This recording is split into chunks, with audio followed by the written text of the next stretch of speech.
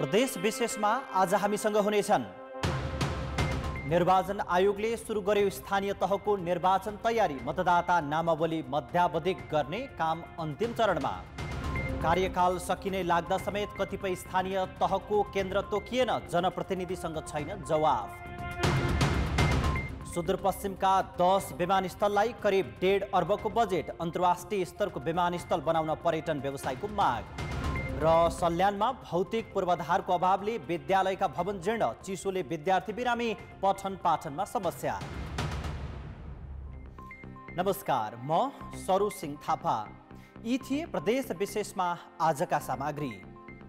यस बाहेक पर्वतमा कफी किसानका लागि आय आर्जनको प्रमुख माध्यम बनेको लगायतका सामग्री हामीसँग रहनेछन्। हेर्दै गर्नुहोस् प्रदेश विशेष समाचार समीक्षा र सन्देश।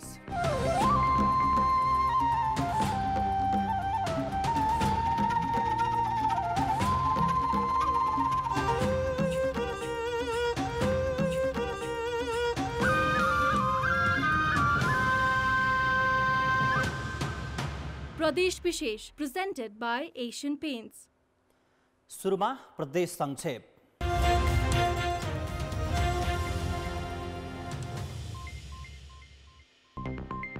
गृहमन्त्री बालकृष्ण खाँडले एमसीसी राष्ट्रिय सहमतिमै अगाडि बढ्ने बताएका छन्। पोखरामा पत्रकार महासंघ कास्कीले आयोजना गरेको पत्रकार सम्मेलनमा गृहमन्त्री खाँडले नेपालकै अनुरोधमा एमसीसी आएकाले सबै दललाई सहमतिमा ल्याएर अगाडि बढाउने बताएका हुन्। उनले एमसीसी कुनै सैन्य परियोजना नभएको दावी समेत गरे। मुख्यमन्त्री राजेन्द्र कुमार राईले विराटनगर विमानस्थलको विस्तारमा ढिलाइ गर्न नहुने बताएका छन्। नेपाल उड्डयन प्राधिकरणले 23औं वार्षिक उत्सवको अवसरमा विराटनगरमा आयोजित कार्यक्रममा मुख्यमन्त्री राईले खर्च नहुने शीर्षकको बजेट विमानस्थल विस्तारको काममा लगाउनु पर्नेमा जोड दिए। विमानस्थल विस्तार गर्न जग्गा रोक्का भइसकेको अवस्थामा सरकार पछि हट्न नसक्ने मुख्यमन्त्री राईको भनाइ छ। हिमपातका कारण सिन्धुपाल्चोकको तातो पानी आउने कन्टेनर खासामै रोकिएका छन्। मंगलबार रातिदेखि भारी मात्रामा हिउँ परेकाले तातो पानी भन्सारका लागि आउने कन्टेनर खासा क्षेत्रमै रोकिएका हुन्। न्यालममा रोकिएका तिब्बत सिल्क र मुसा ट्रान्सपोर्टेसनका 40 फुटे टेलर केही समय खासा क्षेत्रमा आउन सक्ने अवस्था नरहेको व्यापारी विजय शेर्पाले बताएका छन्। बाक्लो हिउँमा टेलर गुडाउँदा चिप्लिएर दुर्घटना हुन सक्ने भएकाले कन्टेनरहरू रोकिएको भन्सार अधिकृत रामचन्द्र ढकालले बताए। लैङ्गिक असमानता कम गरी हिंसा र पछौटेपन रोक्न भन्दै लुम्बिनी प्रदेश सरकारले लैङ्गिक समानता नीति निर्माण गर्न थालेको छ। लैङ्गिक न्याय र समानतामा आधारित समतामूलक र समावेशी लुम्बिनी प्रदेश बनाउन भन्दै नीतिको मस्यौदा तयार भएको छ। मस्यौदामाथि आज कानुन, महिला, बालबालिका तथा ज्येष्ठ नागरिक मन्त्रालयले सुझाव सङ्कलन गरेको छ। जिल्ला अस्पताल बर्दियामा दरबन्दी अनुसारका चिकित्सक नहुँदा उपचार सेवा प्रभावित भएको छ। 15 जनाको दरबन्दी भए पनि 1 जना विशेषज्ञ, 4 जना मेडिकल अधिकृत र 1 डेन्टल चिकित्सक मात्र कार्यरत छन्। दरबन्दी अनुसार नभएपछि करारमा 8 जना चिकित्सक राखिएको छ। जाडो मौसम सुरु भएसँगै अस्पतालमा चिसोका बिरामी बढेका छन्। प्रदेश 1 को विराटनगर र सुदूरपश्चिमको कैलालीमा निर्वाचन अधिकृतको कार्यालय स्थापना गरेर राष्ट्रिय सभा निर्वाचनको तयारी सुरु भएको छ। दुवै प्रदेशमा माघ 12 गते हुने राष्ट्रिय सभा सदस्य निर्वाचनका लागि तयारी थालिएको हो। 227 मतदाता रहेको सुदूरपश्चिममा 3 सिटका लागि तथा 364 जनाले मतदान रहेको प्रदेश 1 मा 3 जना राष्ट्रिय सभा सदस्यका लागि निर्वाचन हुँदैछ। स्थानीय तह निर्वाचनको चर्चा सुरु भएसँगै फोटो सहितको मतदाता नामावली बनाउनेको संख्या बढेको छ। निर्वाचन आयोगले स्थानीय तहको निर्वाचन घोषणा गर्न सरकारलाई सिफारिस गरेसँगै मतदाता नामावली दर्ता गराउनेको संख्या बढ्दै गएको हो। काभ्रेको धुलीखेल स्थित निर्वाचन कार्यालयमा दैनिक 300 को हाराहारीमा मतदाता थपिने गरेका छन्। रौतहटको गरुडा नगरपालिकामा विद्यार्थीलाई विद्यालयमै पुगेर खोप दिन थालिएको छ। नगर क्षेत्रका सरकारी तथा गैर सरकारी विद्यालयका 12 देखि 17 वर्ष उमेरका विद्यार्थीलाई खोप दिन थालिएको हो। रौतहटमा 12 देखि 17 वर्ष उमेरका नागरिकका लागि 1,08,000 मात्रा खोप आएको जिल्ला स्वास्थ्य कार्यालयले जनाएको छ।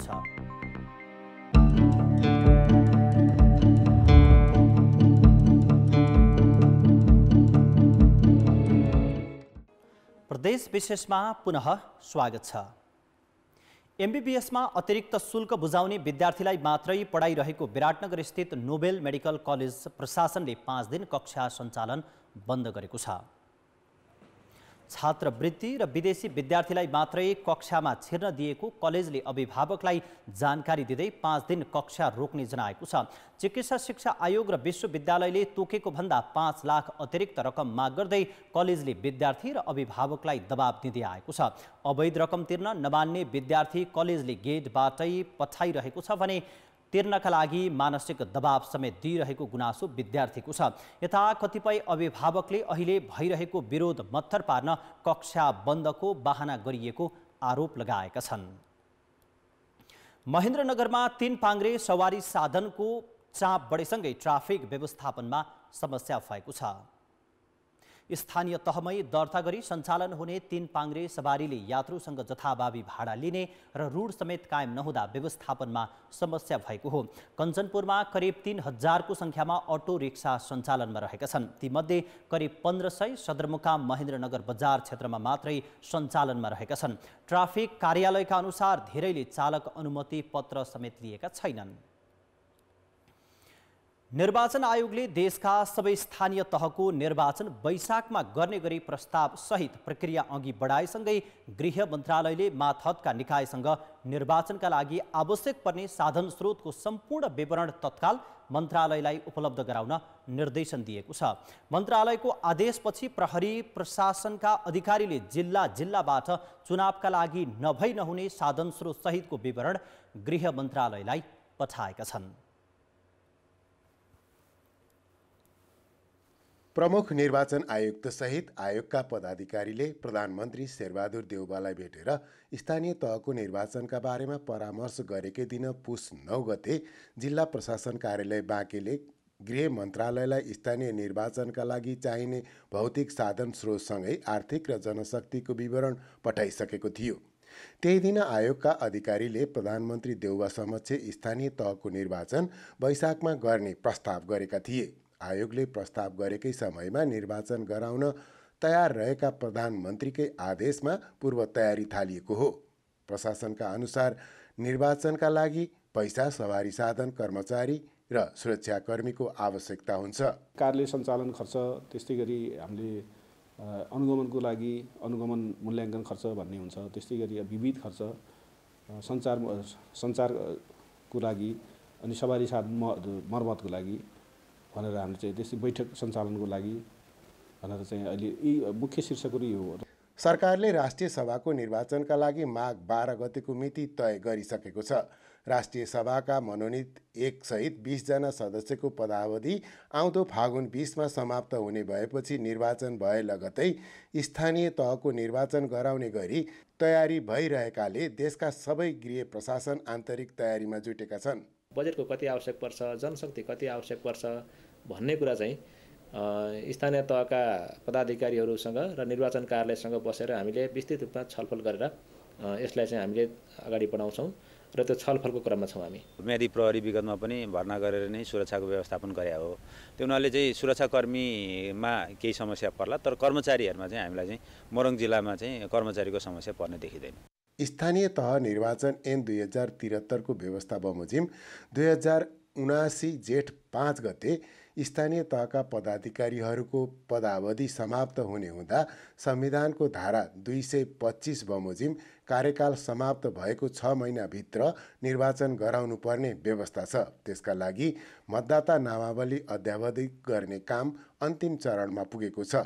बाँकेमा पनि गृह प्रशासनका अधिकारीले गाउँपालिका स्तरमै पुगेर निर्वाचनका लागि अपनाउनु पर्ने सुरक्षा रणनीति तयार पार्न थालेका छन्। कान्तिपुर समाचारका लागि विराटनगरबाट महाप्रसाद खतिवडा, सुर्खेतबाट कमल पन्त र सविता जीसीका साथ जे पाण्डे, नेपालगञ्ज बाँके। स्थानीय तहको निर्वाचन भएको 5 वर्ष पुग्नै लागेको छ। नयाँ निर्वाचनको तयारी सुरु भइसकेको छ, तर 5 वर्षको अवधिमा कतिपय जनप्रतिनिधिले आफ्नो स्थानीय तहको केन्द्र कहाँ राख्ने भनेर समेत टुङ्गो लगाउन सकेका छैनन्। केन्द्र तोक्नै नसकेर कार्यकाल पूरा गर्ने तयारीमा रहेका जनप्रतिनिधिले नागरिकलाई दिने चित्त बुझ्दो जवाफ भने भेटेका छैनन्। दोलखाको 9 स्थानीय तह मध्ये 2वटाको कार्यालय भाडाकै घरमा छन्। कालिन्चोक गाउँपालिकाले स्वास्थ्य संस्थामा आफ्नो कार्यालय राखेको छ। कालिन्चोक केन्द्र विवादमा फसेको छ भने मेलुङ गाउँपालिकाले केन्द्र तोके पनि प्रशासनिक भवन बनाउन सकेको छैन। यस्तै तामाकोशी गाउँपालिका पनि केन्द्र विवादमा परेपछि भाडाकै घरबाट कामकाज गरिरहेको छ। रामेछापको लिखु तामाकोशी गाउँपालिकाका जनप्रतिनिधि बीचको विवादले केन्द्र तोकिएको छैन। स्थानीय तहमा निर्वाचन भएको 5 वर्ष पुग्न लाग्दा समेत यी स्थानीय तह केन्द्रको विवादमै अल्झेर भाडाको घरमा बसिरहेका हुन्। हाम्रो गाउँपालिका रहेको जुन वडा छ त्यो चाहिँ भीमेश्वर गुठीको वडा भएको हुनाले हामीले त्यहाँ आफ्नो नाममा जग्गा लिन सकिरहेको छैन। त्यसले गर्दाखेरि हाम्रो अहिले गाउँपालिका बन्न सकेको छैन।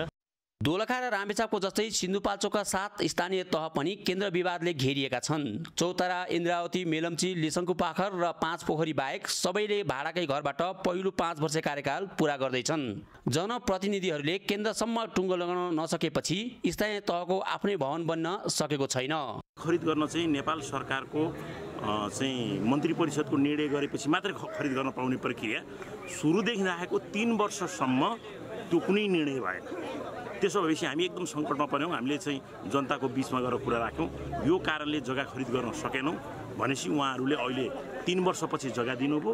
जग्गा निःशुल्क रूपमा 4 रोपनी दशाना जग्गा हामीले प्राप्त गरेका छौँ। जग्गा प्राप्त गर्न साथ हामीले त्यसलाई चाहिँ डिपिआर गरेर टेन्डर गरेर अहिले 1 तला ढलान पनि भइसकेको छ। जनप्रतिनिधिको कार्यकाल सकिने बेलासम्म पनि दोलखा, रामेछाप र सिन्धुपाल्चोकका 11 भन्दा बढी स्थानीय तहले केन्द्र सम्बन्धी विवाद टुङ्गो लगाउन सकेका छैनन्। बरु उल्टो आफ्नो अवधि सकिए नयाँ निर्वाचित जनप्रतिनिधिलाई केन्द्र सम्बन्धी विवाद सम्पन्न सोचमा जनप्रतिनिधि पुगेका छन्। जसका कारण आगामी दिनमा आउने नयाँ जनप्रतिनिधिले पनि हालकै समस्या बोकेर भाडाकै घरबाट कार्यालय सञ्चालन गर्नुपर्ने बाध्यता हुने देखिएको छ। कान्तिपुर समाचारका लागि सिन्धुपाल्चोक सहकर्मी कमला पाखरिन र रामेछाप सहकर्मी दीपक भट्टका साथमा केदार शिवाकोटी, दोलखा। धनगढी विमानस्थल निर्माणको काम सुरु हुन थालेपछि स्थानीय र पर्यटन व्यवसायी उत्साहित भएका छन्। न्यून बजेट छुट्याइएको भए पनि काम सुरु हुन थालेपछि विमानस्थल बन्ने सम्भावना बलियो बनेको हो। संस्कृति, पर्यटन तथा नागरिक उड्डयन मन्त्रालयले धनगढी सहित सुदूरपश्चिमका 10वटा विमानस्थलको धावनमार्ग निर्माण, स्तरोन्नति, सुदृढीकरण र सम्भाव्यता अध्ययनका लागि झण्डै 1.5 अर्ब बजेट विनियोजन गरेको छ। जसमध्ये धनगढी विमानस्थलको धावनमार्ग निर्माण र अधिग्रहणका लागि 1 अर्ब रकम छुट्याइएको छ। डोटी र साँफेबगर विमानस्थल स्तरोन्नति गर्ने, महेन्द्रनगर र अछामको कमलबजार विमानस्थल सुदृढीकरण गर्ने र डडेलधुरा विमानस्थलको सम्भाव्यता अध्ययनका लागि समेत बजेट छुट्याइएको छ।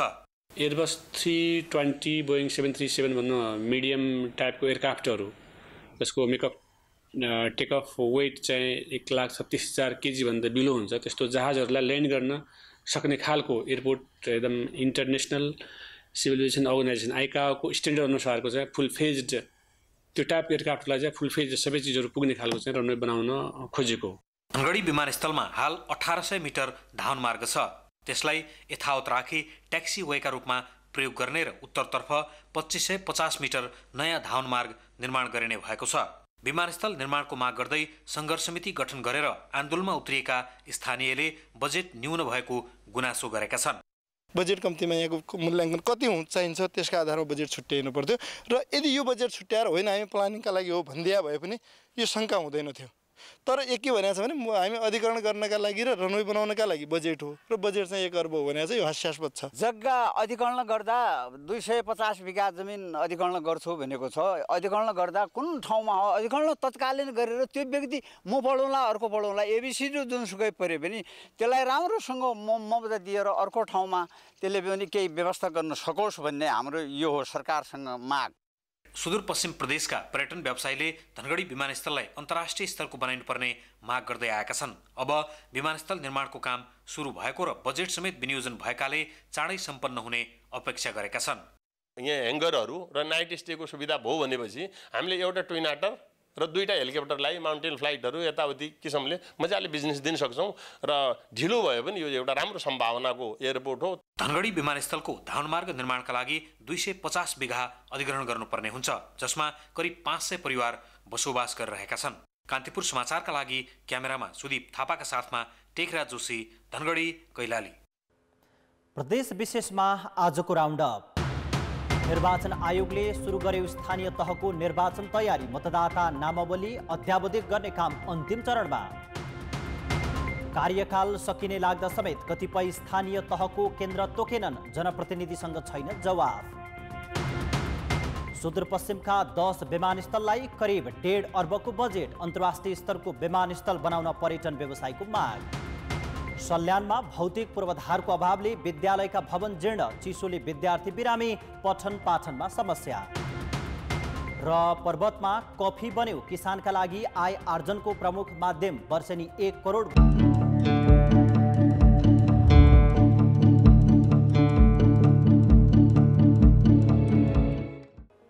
प्रदेश विशेषमा पुनः स्वागत छ। सल्यानका अधिकांश सामुदायिक विद्यालयमा भौतिक पूर्वाधार व्यवस्थित नहुँदा पठन पाठनमा समस्या भएको छ। चिसोमा पढ्दा विद्यार्थी बिरामी हुन थालेका छन्। स्कुलमा छाना छैन, हावाहुरी लाग्छ, ज्वरो आउँछ, टाउको दुख्छ, बेन्च छैन बस्ने।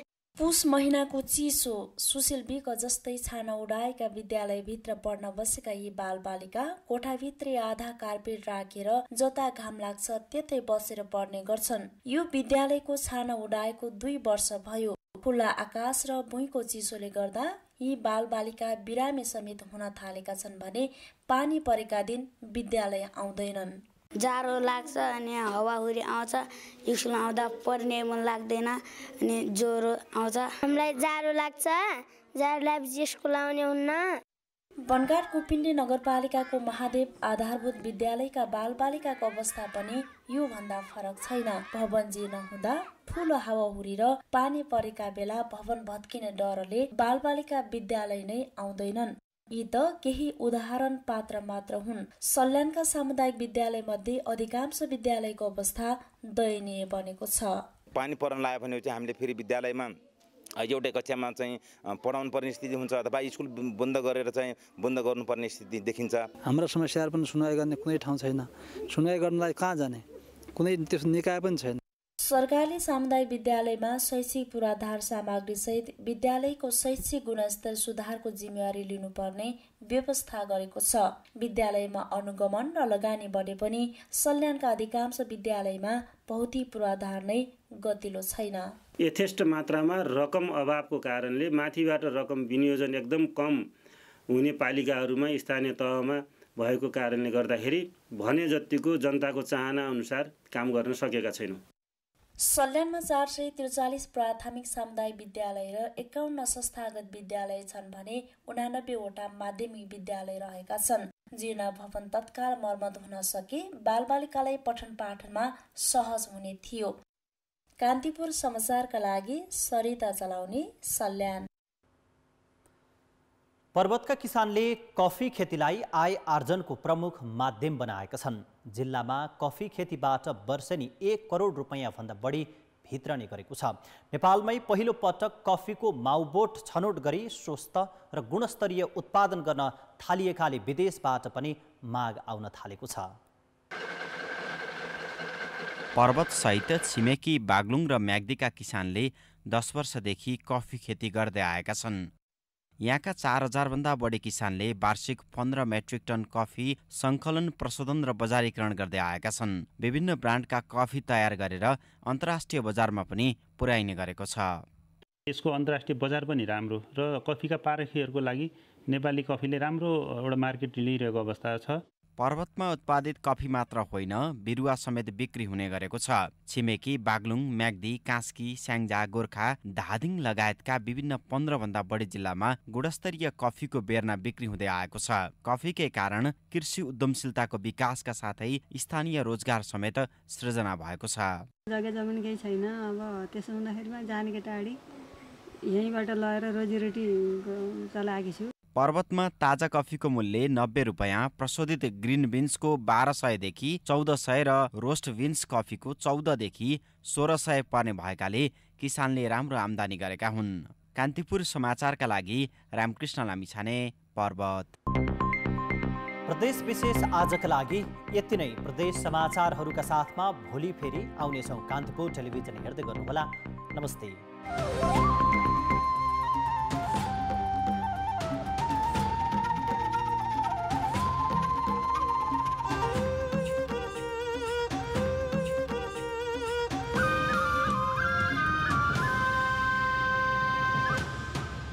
प्रदेश विशेष